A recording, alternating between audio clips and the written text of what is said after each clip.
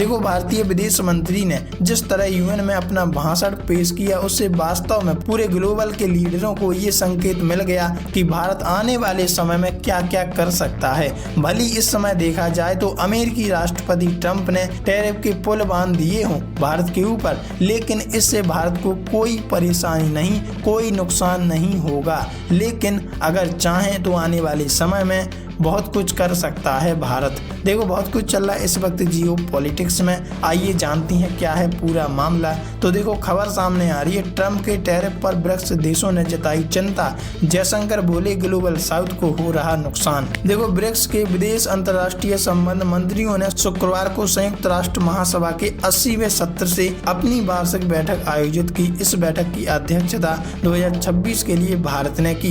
BRICS देशों ने शुल्क में अंधाधुंध वृद्धि के रूप में व्यापार कार्रवाइयों के प्रसार पर चिंता व्यक्त की, विशेष रूप से नियंत्रणकारी साधन के रूप में उपयोग की जाने वाली उपायों पर चेतावनी दी है। इस तरह की प्रथाओं से ग्लोबल साउथ देशों के होशिये पर चले जाने का ब्रिक्स के विदेश अंतर्राष्ट्रीय संबंध मंत्रियों ने शुक्रवार 27 सितंबर 2025 को संयुक्त राष्ट्र महासभा के 80वें सत्र से इतर अपनी वार्षिक बैठक आयोजित की। इस बैठक की अध्यक्षता 2026 के लिए ब्रिक्स के भावी अध्यक्ष के रूप में भारत ने की। ब्रिक्स देशों ने एक तरफा शुल्क को लेकर जताई चिंता। बैठक के बाद जारी एक संयुक्त व्यापार प्रतिबंधात्मक कार्रवाइयों के प्रसार पर चिंता व्यक्त की है, चाहे वह शुल्क और गैर शुल्क उपायों में अंधाधुंध वृद्धि के रूप में हो या संरक्षणवादी के रूप में हो। विशेष रूप से दबाव डालने के साधन के रूप में उपयोग किए जाने वाले उपाय, जिनसे वैश्विक व्यापार में और कमी आने,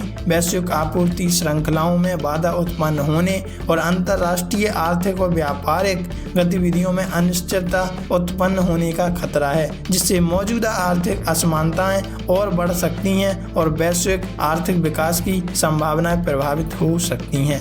ब्रिक्स देशों जैसे ब्राजील, रूस, भारत, चीन, दक्षिण अफ्रीका, मिस्र, इथियोपिया, इंडोनेशिया, ईरान, संयुक्त अरब अमीरात ने एक तरफा शुल्क और गैर शुल्क उपायों के बढ़ने के बारे में गंभीर चिंता व्यक्त की है, जो बहुत ही खराब है किसी भी देश के लिए जो व्यापार को विकृत करते हैं और विश्व व्यापार संगठन के नियमों के अनुरूप नहीं है। संयुक्त वक्तव्य में कहा गया कि उन्होंने ऐसी प्रथाओं के प्रति आगाह किया जिनसे वैश्विक व्यापार के विखंडन और ग्लोबल साउथ के होशिये पर जाने का खतरा है। ब्रिक्स को करनी चाहिए बहुपक्षीय व्यापार प्रणाली की रक्षा। ग्लोबल साउथ का मतलब उन देशों से है जिन्हें अक्सर विकासशील, कम विकसित अथवा अविकसित के रूप में जाना जाता है, और ये मुख्य रूप से अफ्रीका, एशिया और लातिन अमेरिका में स्थित हैं। ब्रिक्स विदेश मंत्रियों की मेजबानी करने वाले विदेश मंत्री एस जयशंकर ने इस बात पर प्रकाश डाला कि बढ़ते संरक्षणवाद, शुल्क अस्थिरता और गैर शुल्क बाधाओं के कारण व्यापार प्रभाव प्रभावित हो रहा है।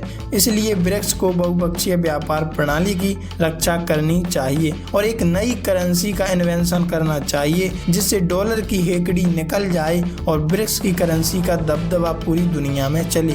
उन्होंने कहा कि जब बहुपक्षीयवाद पर दबाव होता है तो ब्रिक्स तर्क और रचनात्मक परिवर्तन की पुनर्जोर आवाज के रूप में मजबूती से खड़ा रहता है। उन्होंने एक्स पर एक पोस्ट में कहा कि एक अशांत विश्व में ब्रिक्स की शांति स्थापना, संवाद, कूटनीति और अंतर्राष्ट्रीय कानून के पालन के संदेश को साधारण करना चाहिए। वैसे आपके हिसाब से आपकी क्या इस पर राय है? क्या वास्तव में ब्रिक्स को अपनी एक नई करेंसी लॉन्च करनी चाहिए डॉलर के खिलाफ? कमेंट में लिखकर जरूर बताइएगा।